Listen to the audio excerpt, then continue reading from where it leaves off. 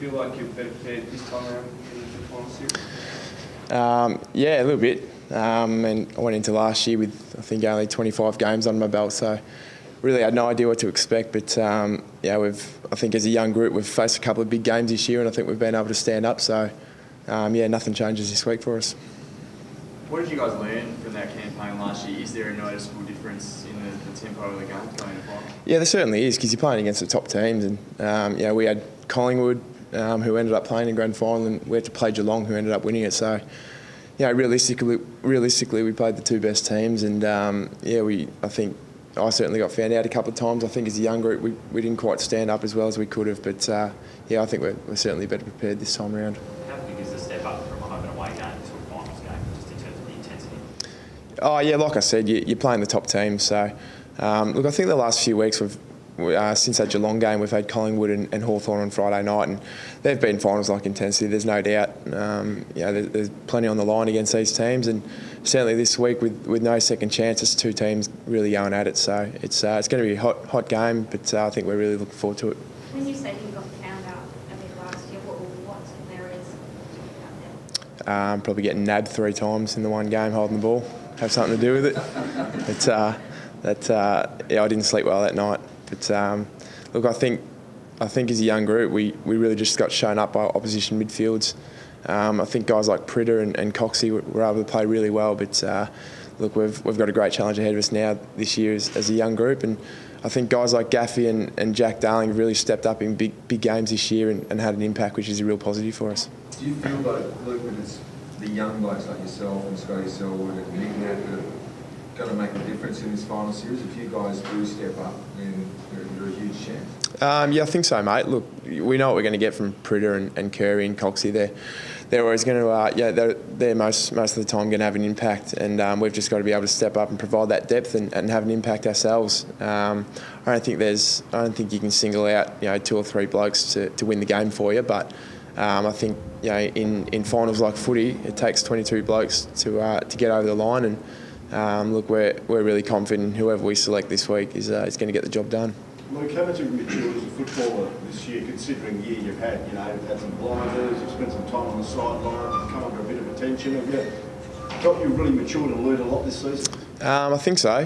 Dealing with Woosha when you get suspended, you mature up pretty quick. So, look, I've been able to learn a lot, and I've really had a focus of trying to model myself on Curry, the way he plays. I love the way he takes on big games head first, and like I was saying before, his ability to step up when the team needs him is something I've had to focus on this year, and I'm looking forward to this week, and hopefully I can do the same. So, because the attention may increase during the finals campaign, if Luke Shuey comes under what you regard as unnecessary attention, are you confident you'll be able to sort of get over that? Yeah, certainly. I've it was a couple of stupid mistakes that I made by losing my cool a bit, but look, I'm confident it's all behind me, and yeah, looking forward to the job at hand. You mentioned your learning of Curry. Is that just watching him and seeing how he goes about it, or is there a more direct link? Is he giving you? Yeah, behind closed doors, the way he trains is pretty inspirational. And look, I won't just single out Curry. We've got a lot of guys who really set a great example for us young guys coming through, and I've said it before that Matty Pritis really sets a benchmark in his professionalism, and we all try to follow these older guys, and I think that's part of the reason why we're going pretty well at the moment. So it's it's really exciting. Luke, do you feel better prepared playing, I guess, like Collingwood and Hawthorn, who are finals teams, at the end of the season rather than having a softer run into the finals against some of the lower teams? Yeah, we've really enjoyed the preparation and really taken it on head first, and I think it's the ideal preparation for us. We've been able to knock Collingwood off pretty confidently out here, which gives us a lot of confidence, and I think after quarter time on Friday night we played some pretty good footy against Hawthorn, who are undoubtedly the best team in the comp at the moment. So it's great preparation for us and really holds us in good stead to take the game on this week. Luke, who's your usual opponent against North Melbourne? Mate, the way midfield rotations work these days, you end up playing on 4 or 5 different blokes, and look, it's going to be interesting to see who lines up in the middle for them. But I'd say I'm going to be playing on guys like Zeeble and Cunnington and Swallow and these sorts of blokes, which is a great challenge for me. They've all had really good years, and it's going to be a good day. Where does it been getting a lot of close attention over the last few weeks? How do you feel you're dealing and working through that? Oh yeah, not too bad. Like I said before, I think Kerry's been copping it for 200 games now, so it's about time someone gave him a bit of a chop out and took a bit of the attention. But you can only control what you can control, and look, I go into the game each week with the same mindset, whether I'm getting tagged or not. So it's not something I really think about. Where did the midfield rate, in your opinion, across the AFL? North midfield.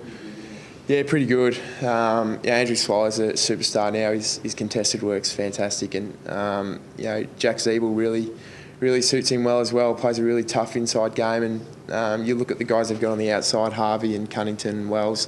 You give them space and they'll cut you up. So it's a dangerous thought to think if we don't get our pressure up this week, they could really expose us. Is Boomer still their most dangerous player at 34, 35? Whatever? Yeah.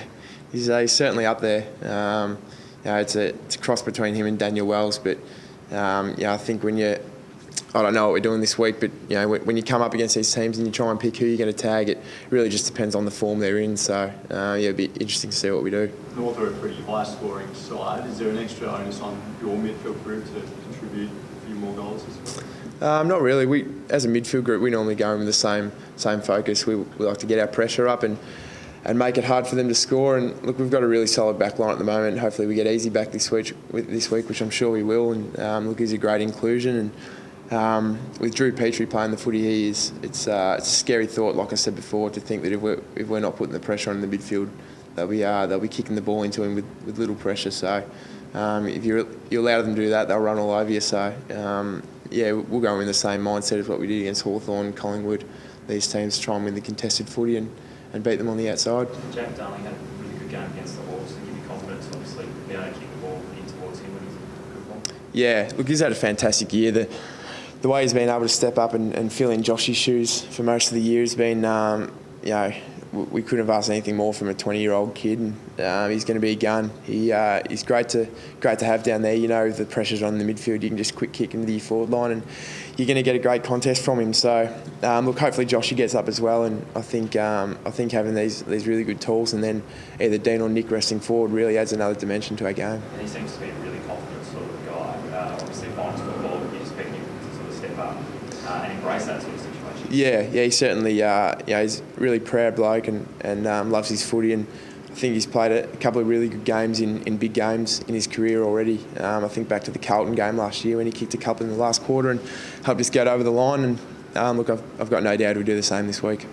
Brownie he might lose his place to McKenzie again, but he's copped a bit of flack for that from Buddy Franklin. But I actually thought he was pretty good, and it didn't seem that he had too many kicked on him. And then after the quarter time, he was very good. Yeah, you know what you're going to get from Brownie. He's been great in being able to come in and fill a hole for us whenever we've had one of our backs go out, and he's probably the stiffest bloke on our list at the moment. He certainly deserves to be playing AFL footy. He's a really good player, and we look back at the goals Buddy was kicking. There wasn't much we could do to stop him. He was just doing his thing like he does, and look, a lot of them weren't even Brownie's fault. So look, hopefully Brownie is still able to play this week, but it's up to the match committee. But if he does play, he's going to do a job for you.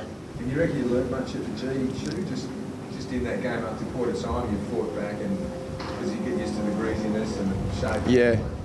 Yeah, certainly. I think we can take a lot of confidence out of our last 3 quarters, but I think more importantly, you learnt that you can't afford to have a 15-minute lapse against the best teams in the comp, because they run all over you and make you pay. And given the skill level of the Hawks, they certainly did that. So that's a lesson learnt for us.